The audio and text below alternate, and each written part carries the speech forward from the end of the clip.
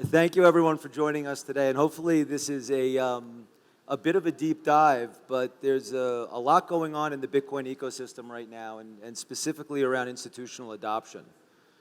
And I think it's going to be one of the seminal moments in the ecosystem for both blockchain and Bitcoin specifically. So really looking forward to sharing some information with you about this today. Let me start by introducing myself. My name's Jay Bluestine. I run an investment firm called Blue Square in the United States. We're a SEC-registered, nationally registered investment advisor, and we have a digital asset and Bitcoin asset management business that we run. And I'm really excited to sit here with you today with my dear friend Eric Maidenberg, who happens to be an LP in one of the funds that we run, a risk-managed Bitcoin fund. But more importantly, besides being a dear friend, Eric is also an expert in institutional analysis of different asset classes, and I'll let him explain to you where he got his expertise. But we should have a really interesting dialogue and really dive into some of the numbers today. Please. Thanks, Jay. Can you hear me? So I'm very happy to be here. Some of you may have seen me on stage a couple of days ago presenting on sustainability and impact topics. That was a separate journey that I took following my departure from big banking. But going back to my 23-year career at UBS, all 23 years, I was running a 50 billion, in our peak, we were 50 billion assets under management in alternative investment strategies, a full fiduciary business that worked and built and managed portfolios on behalf of large pensions, sovereign wealth funds, big corporates, family offices. It was quite a business. During that time, I really got to spend years seeing asset classes through market cycles, disruptive events, and understanding the importance of asset allocation, portfolio construction, and manager selection. So hopefully I can add a little bit of insight and value from that institutional history that I've built. So maybe with that, I'll start by opening up a question for Jay, because one of the things that he and I have talked about, and one of the things that's been intriguing to me, is with the role of large asset managers and how they are perceiving the role of Bitcoin in portfolios. So before we dive a little bit deeper into that, maybe Jay, can you give us a little bit of an understanding of kind of where are the big bulge bracket firms these days, and what are they looking at? What are they trying to do right now? Yeah, so I think one of the most interesting things, and maybe you know some of these names, they're some of the largest asset managers in the world, and they're all getting into the Bitcoin business in one way or another. They may be writing research on the topic, they may be building out custodians to hold Bitcoin and other digital assets, and many of them have recently filed for Bitcoin ETFs that actually own the underlying Bitcoin, which is a very, very big thing. It's going to drive a lot of capital into the ecosystem, and also really provide a way for individuals who don't understand how to invest in the digital ecosystem, give them a traditional way of investing. But just to put some context around this, so we don't, just to understand how this whole thing works, like 80%, if we just think about the world's wealth that's being managed either directly or through some other third party, about 80% of it, at least as it pertains to all the stocks in the S&P 500 per Harvard Business Review, and I think it's probably a pretty good proxy. So when this is unleashed into the Bitcoin ecosystem, the amount of capital that will flow over a period of time can actually be, I don't think we've ever experienced anything like it, quite frankly. Because as you may know, Bitcoin is a fixed, limited supply asset, and we're not aware of any other ones. And so it'll be really interesting to see how this happens. But the interesting question one might ask is, as the regulatory environment in the United States is still developing, it's why are all of these companies, and there are others, every major company you can think of is trying to get in. So the question is, why? And I think this sort of goes back to what we're going to be talking about throughout the day and why we have Eric here a bit. But when you look at the investment properties of Bitcoin, let's forget what it is. It doesn't matter. It's just another investable asset. Historically, it's been non-correlated. It's provided strong long-term returns. And from an investment firm standpoint, we continue to believe that this is going to continue. And from an asset allocation standpoint, which is what we want to talk about a little bit here today, it's just an important asset that they're continuing to consider in their asset allocations. So I think, Eric, maybe it would be helpful from our perspective if you could maybe shine a little light on what asset managers and what due diligence firms see in this patchwork of data. So maybe by quick show of hands, who has seen this type of chart before in their lifetime? Maybe about half the audience. Okay.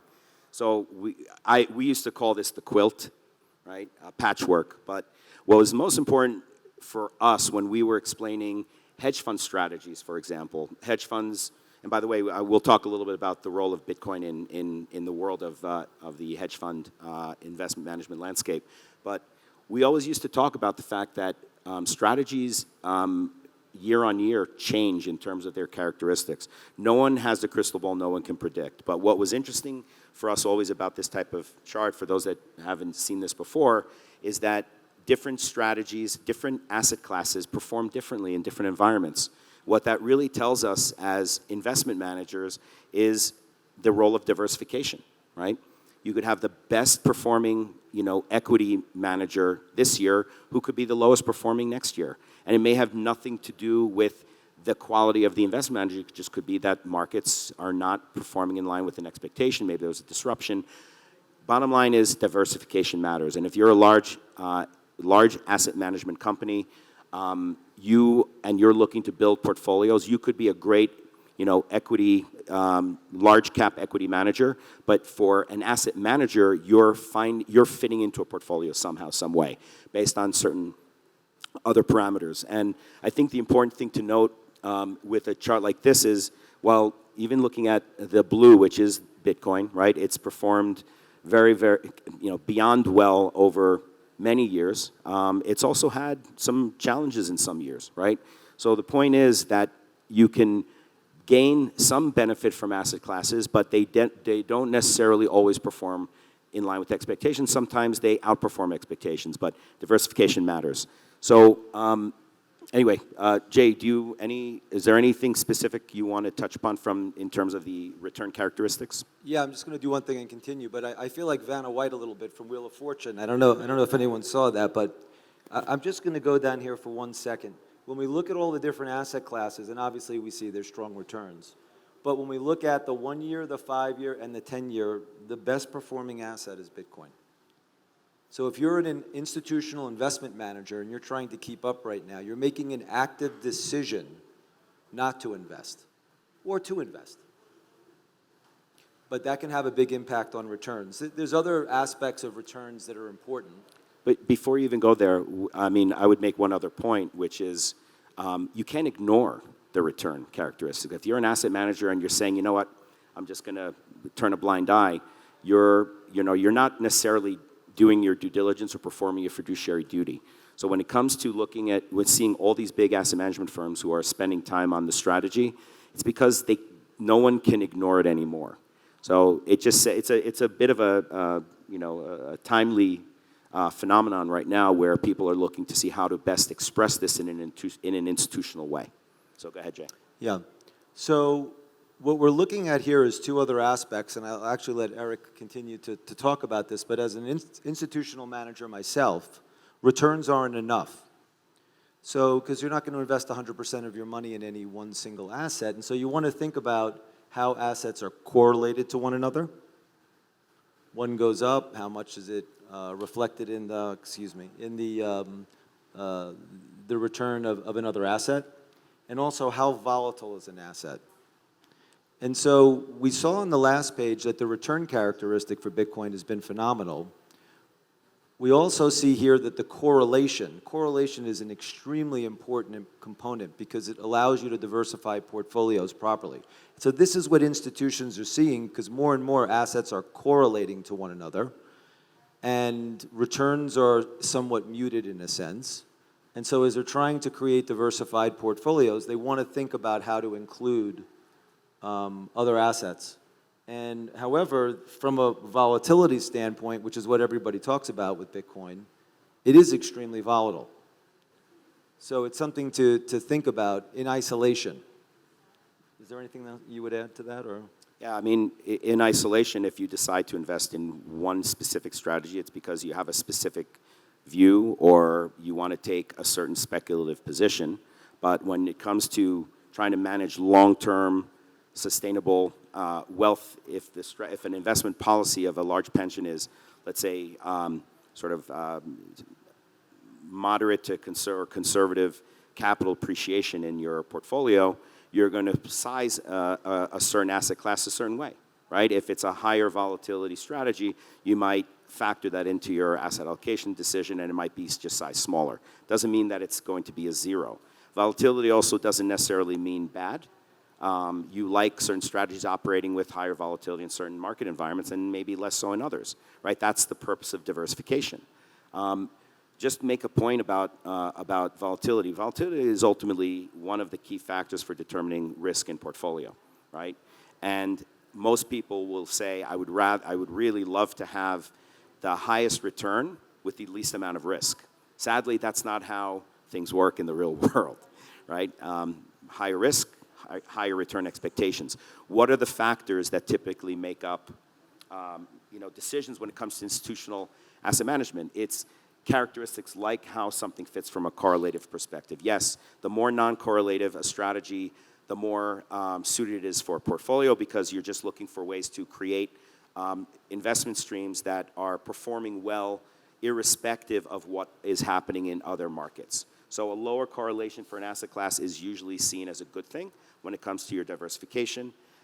Volatility, again, it's a measure of risk which ultimately leads to being able to calculate, risk-adjusted performance, right? Or performance above a certain unit of risk, which for most people in the asset management world is what's called alpha, right? Versus beta. Beta is market risk. Alpha is the excess return over the market risk that's created by asset allocation or manager selection or strategy selection. I would caveat one other thing, which I think is important to note, is returns are usually also governed by liquidity risk, right? There's a reason why people have a higher expectation for, say, private equity over a traditional ETF, right? You expect for your money to be locked up for a certain period of time to be able to get some sort of an outside risk for not having access to that capital. And that's just common, logic for a person's individual return targets. But maybe in that vein, maybe Jay, can you talk a little bit about two things really? One, how and what kind of asset managers are implementing Bitcoin strategies? Where can you find? Is it a traditional manager? Is it an alternative asset manager? Be helpful to understand a little bit what you're seeing. Obviously, you're one of them, so that would be great. And secondly, maybe talk a little bit of the characteristics of, let's say, a Bitcoin ETF. In terms of a liquidity and kind of volatility perspective, would be great. Yeah, so I think from an investment perspective, you have not seen mass institutional adoption. What we're seeing right now is very fragmented adoption in a very similar way to what happened in the traditional space, which is the industry was like a brokerage, and you could go somewhere and you can buy and sell something, and that's driven by a lot of education right now. And you see institutions like Blue Square who are running hedge funds and are starting to run some different types of sophisticated solutions that incorporate these investment structures that are institutions and high net worth people are sort of used to investing in. But what we're going to see is, and the value of the ETF, is that traditional firms will now be able to access the asset class and allocate to it in a way that is traditional. Now, we could have a different conversation for a different day, whether that's going to be the long-term solution or not. But in the short term, given what the return characteristics have historically looked like and what the correlations, and we'll take a look at how it may impact the portfolio, my guess is over the next 3 to 5 years, you're going to see a significant wave of institutional adoption. And the largest asset managers in the world, who are all preparing to create this outcome, aren't doing it because they're not aware that there's significant demand for it. If a fund has a mandate and an investment policy statement, a way they're supposed to invest, right now they may not be able to invest in Bitcoin directly, but through an ETF, they will be. So to also or maybe through a hedge fund. Yeah, or through a hedge fund, correct. To most of the strategies that are out there right now are very plain vanilla. There's sort of different versions of buy and hold. And so I like to think there's a lot of other things that you can do with Bitcoin and ways to invest in it where you can address some of its volatility issues while not deviating too far on the correlation and the return characteristics, which are the goodness. And I think we're going to see over time more and more interesting and innovative solutions that are built in this ecosystem, and we'll just have to let that wait and see. So far as the ETF, interestingly enough, there are spot ETFs that are available in some other countries right now. And, but the US is by far and away the largest market, bar none. And secondly, managing a digital asset ETF or a Bitcoin ETF specifically is very unique. There's 4 or 5 companies around the world that have the experience and expertise to do it. And it's not that these larger firms won't be able to figure it out and can't partner with these companies, but it is a very interesting ecosystem that is very small right now, and there are a few players in it, and so having said that, I think they'll be able to execute on it just fine, and it'll be rolled out just fine. So from that standpoint, I thought it would be helpful for us, and then this sort of gets down to the meat and potatoes of what's going on with institutional adoption and why managers and investment funds and foundations, and at the end of the day, we're all there's someone like Eric, or there's a group like Eric that are going to evaluate our performance. And it is an extremely competitive and high-stakes business. And if we're not performing in line with our mandate and our peers, goodbye. So when people and institutional managers are looking for investments, they think about regulations. Well, hey, in the US, from our standpoint, Bitcoin's the only regulated asset that has clarity, that's a digital asset. But from an investor standpoint, an institutional investor standpoint, they have to be looking at these numbers and thinking, you know, what's my mandate and how can I increase my return characteristics? How can I increase my return per unit of risk, which is what Sharpe ratio is. And if you look at even the volatility, I mean, we're not increasing the volatility that much. And so I don't know what you want to say about this, but from a return characteristic, from a return per unit of risk characteristic, which is what institutions care about, and then from a volatility standpoint, in isolation, it can be a bit daunting. But as a piece of the puzzle, it's unbelievably hard to ignore. And if you are ignoring it, then you run the risk of being fired if this continues to proliferate itself. I would just say, if you look at the center table on the Sharpe ratio, which again is a reflection of a risk-adjusted return. For anyone, even in the most basic way, looking, and let's ignore the 10-year. Let's just look at, you know, the last 5, right? Double the Sharpe ratio with the inclusion of 5%, and that means that the quality of return in general is twice as good with an allocation. Forget that it's Bitcoin. If someone was presenting this to me, I'm asking the question, what is this asset class? How is it contributing to my overall asset allocation? And what is the quality of the return that I'm getting? So if you see numbers like this as compelling, you would be crazy not to at least inquire, ask the right questions, start your due diligence, and see how something fits in your portfolio. So there is a compelling argument to be made for any asset class, new or old, in terms of how it fits into portfolio. But what these numbers suggest is that Bitcoin should be take it, or any kind of a Bitcoin ETF, if we're talking about a liquid strategy, you know, people should be looking at it, which again goes back to the original point. Why are the big bulge bracket firms paying attention? Because they're not idiots. They see these numbers and they need to figure out how does it best fit. The other question that I would be asking, and maybe after this we'll open it up to leave room for questions and interaction with the audience, but ultimately you can throw all these numbers on a board. If you don't have the right partners, it's kind of meaningless, right? Half the strategy is making sure you have the right asset allocation. The other half is, are you picking and working with the right managers? So when it comes to the due diligence work that any big institution is going to do, they're going to look at firms like Jay's and others and say, okay, well, what's their track record? How long have they been doing this? What's the quality of the team? Is it a repeatable strategy? They're going to look at what they've done over the last 1, 2, 3 years, because they're not going to just look at a 6-month track record.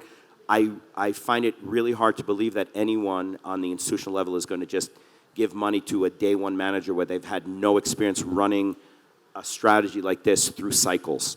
So these are the natural questions that would come up with any institutional investor. And then you're really looking at a very unique set of managers who have sort of weathered the recent storms, if you will, enough data to suggest that they have something unique or an edge that they bring versus somebody else. And of course, liquidity will matter, right? ETFs are liquid, so if I'm betting on anything that's new or accretive to my portfolio, I'd rather know that I have a way to get out if something isn't working. So I'd rather take a bet on liquid than illiquid when it comes to a new asset class, which this has obviously been designed to be. So those, I guess, would be my parting thoughts. Should we open up to questions? Yeah. Would anyone like to ask any questions? Gentleman in the front.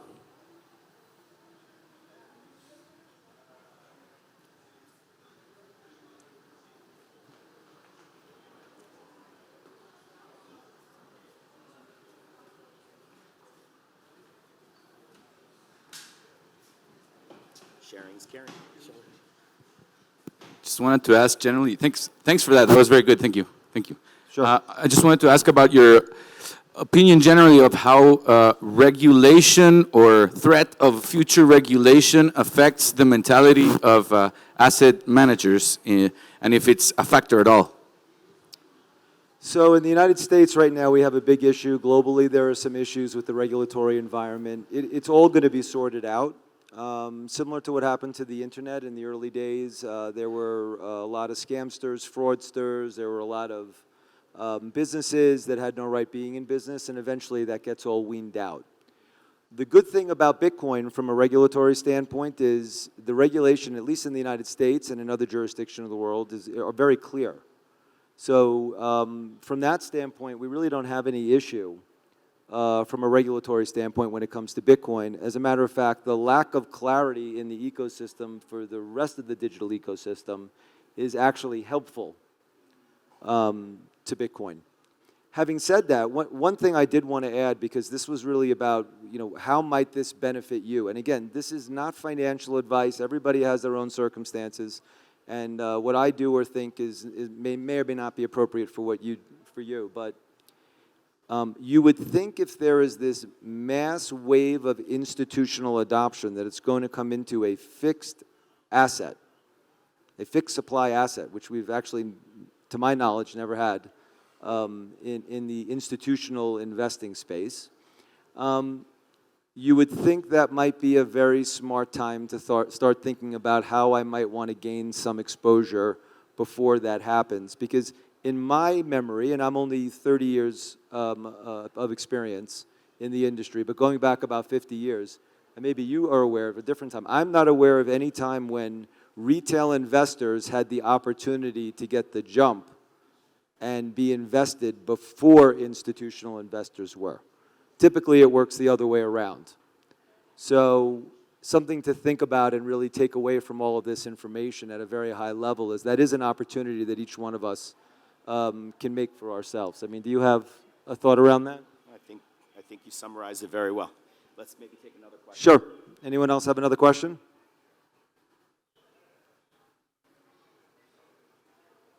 There were two over here as well. Yeah, thank you for the information. It's been very enlightening to see all these numbers and have, a point of comparison. Excuse me, could you stand up and just state your name so we know who you are? Yeah, Esteban is my name, everybody. Hi. Nice to meet you. On the annualized returns, it's really interesting to see that with only a 5% exposure, you can really make an impact on your 10-year returns, 5 and 1 year return. So, for example, a 401k in Fidelity, you can put up to 20% into Bitcoin. What do you think is like the trend of the percentage allocation, and how has it changed with time? And now that institutional adoption is starting to be very visible. So institutionally, there is a white paper that BlackRock released from a 2022 study that they did. And this has really been one of the most comprehensive analytical pieces that I've seen or read about Bitcoin. And they looked at a 20-80, 60-40, and an 80-20 portfolio, stock and bond, and tried to determine what the efficient frontier would say, what the best allocation to Bitcoin would be for each one of those. And it was outrageous, actually. For an 80-20 portfolio, they said an individual should own approximately 85% Bitcoin and 15% in the 80-20 portfolio to have it optimally invested. For a 60-40 portfolio, it was somewhere in the 40% range. What I think is most interesting is for the most conservative investor in that table, the 20% stock, 80% bond investor, they said 12.5% was the optimal number. So if you're asking me, and what I believe as an institutional investor, I think somewhere between 5 and 15% is an adequate allocation. However, you also know that, or you may not, but when we invest on a risk-managed basis, so we're trying to reduce the returns. Excuse me, we're trying to maintain the returns, but to reduce the volatility by about 50%. So if you were to ask a traditional asset allocator right now, if they heard someone was saying 5, 10, or 15%, they might be like, that's crazy. But when I look at the data and volatility compared to stocks, and I look at volatility, if I can cut the volatility in half, then, it starts getting very close to what equities are. And really, I look at it from a drawdown standpoint. So in that regard, I think you have the opportunity to get a significantly greater amount of return. And this is where we talked about there'll be different strategies and ways to implement this. And really, the ETF in the US market is just the beginning. And there are a lot of very, very interesting things that are going on. So the ecosystem will evolve very quickly over time. Someone else had a question over here? Thank you. My name is Victor Hugo. I have to confess I'm totally ignorant about Bitcoin, but yes. About the actual situation about the Bitcoin. But I just want to know if you can just give me some advice to how to use the Bitcoin as a tool to take advantage as a startup right now. What is your best advice? Knowing what you know about the Bitcoin, about the trend. I just saw the quilt, and I saw some pattern because the Bitcoin every 3 years goes down, goes down, goes down. I don't know what's happening over there. But I saw a pattern. I don't know if it's just a pattern or just a situation. But basically, that's what I want to know. If you can just give us some advice on how to use that as a tool to take advantage of the Bitcoin. Sure. So, thank you for the question. I'm going to answer the last part first. This pattern is one that one can express for many asset classes over 20, 30, 40 years if you want. It's hard to recognize specific patterns. It's not, I don't expect, and we used to look at this all the time between equity, bonds, hedge funds, private equity, and so on and so forth. You can't predict exactly all the patterns, especially when you're looking at different asset classes, which is, again, the reason why people focus more on the diversification effect, right? Because if Bitcoin was down at the bottom quartile in last year, I'm not going to be able to tell you if they're going to be bottom quartile again in 1 year, 5 years, 10 years. There's no way to perfectly predict. You may have certain assumptions that you can make about asset allocation or about the future of short, near, medium, and long-term for different types of securities or instruments. But a quilt like this represents more than anything the uncertainty and the fact that you need to include different strategies in order to make sure that your portfolio is immunized for what might be a down year from any of these, right? So I don't see a way to perfectly predict how frequently Bitcoin's going to be down or at the top or somewhere in the middle. If you, at the end of the presentation, my email's there. If you email me, I'll send you a research report that we wrote on something that's called increasing scarcity and how it impacts Bitcoin. Because of the inflation rate or the issuance rate of Bitcoin is fixed at 21 million, there'll never be any more. The last piece of Bitcoin will be issued in 2140, and it programmed into the code, which cannot be changed, is every 4 years, there's something called the halving event. In April and May of this year, 2024, it'll be happening again. And so what you've seen here is a representation of the halving schedule and how the increasing scarcity and supply shock from that has caused the volatility and also the range of prices. Now, I would, as Eric is correct, you can't predict the future, you can prepare for it. But if I were a betting person, which I'm not, but having the intimate knowledge of the return characteristics of Bitcoin, I would not be surprised if this cycle continued because of what I just said to you for a fair amount of time. And if that is correct, then what you noticed was it was just the worst performing asset. And so maybe for the next few years, it's going to be the best performing asset. And I can tell you this, if these people start coming into the ecosystem in a significant way, we're going to come back here next year and we're going to have a party 3 times the size of this. And there are going to be some orange tents out there, I'll tell you that. So I don't know if that is, you got me on the record. Any other questions? We're out of time, so maybe the last question here.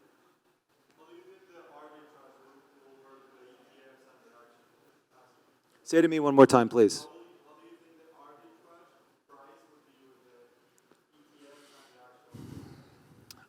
Based on how I understand the ETFs work, I don't think there'll be much of an arbitrage, actually. I don't think it'll impact the price significantly. I think the flows into the asset class is going to be so enormous that what you're discussing is really immaterial, in my opinion. I think there are a lot of things that may come about that people are concerned about or what have you. But I would tell you that these institutions getting involved in the ecosystem is, if you're an investor in this ecosystem, there's nothing that you would rather have happen. I mean, so that's, I think, the big takeaway here is that if you haven't, you should get to understand what Bitcoin is, and from an investment standpoint, talk to your investment professional about it. Unfortunately, a lot of firms on Wall Street can't even talk about it, which is absurd, right? Because how could you have an investment professional not be able to talk about the best performing asset class over the last 1, 3, 5 years? But that will change. That will change. And that's the opportunity in a nutshell. So if our time is up, I'll say thank you to everyone. You're a wonderful crowd. Appreciate being here. Thank you for having us.